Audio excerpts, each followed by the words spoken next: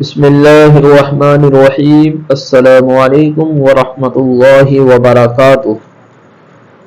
جب آشیانہ مشرق سے خورشید جہاں تاب نے سر نکالا اور روئے زمین پر اپنے نورانی بازو پھیلا دیے تو بازندہ بھی سوراخ سے باہر آیا، اگرچہ سفر کی تکان، خوف کے صدمے اور بھوک پیاس کی شدت سے قوت پرواز باقی نہ تھی، مگر چاروں ناچار پھر اڑا۔ چلتے ایک کبوتر نظر آیا جس کے سامنے تھوڑا سا دانہ بھی پڑا تھا۔ یہ بھوک کے مارے بےتاب تھا ہی، اپنے ہم جنس کی صورت دیکھی اور آب و دانہ حاضر، فوراً اتر پڑا۔ بیچارے نے ابھی دانے پر منہ بھی نہ ڈالا تھا کہ جال میں پھنس گیا۔ بہت تڑپا، بہت پھڑپھڑایا، مگر جال سے مخلصی نہ پائی۔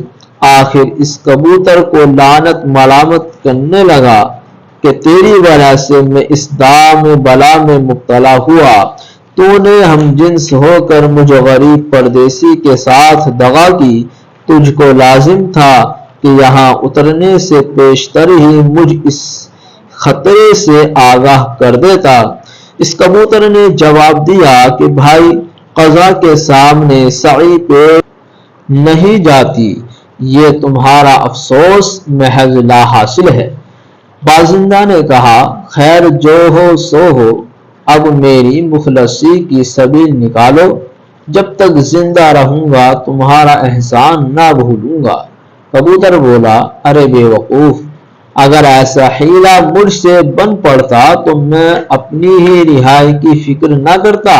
تیرا حال تو اس اونٹنی کے بچے کا سا ہے جس نے سفر کی ماندگی سے اکتا کر کہا تھا، اے میری پیاری ماں، اتنی دیر تو ٹھہر جا کہ ذرا میں دم لے لوں۔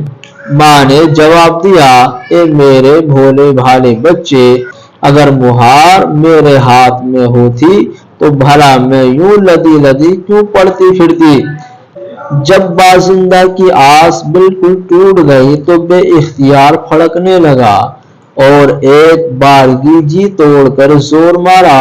اتفاق سے جال تھا کہنا فرسودہ، فوراً ڈورے ٹوٹ گئے اور بازندہ نکل بھاگا۔ اب تو چھوٹتے ہی وطن کی طرف رخ کیا۔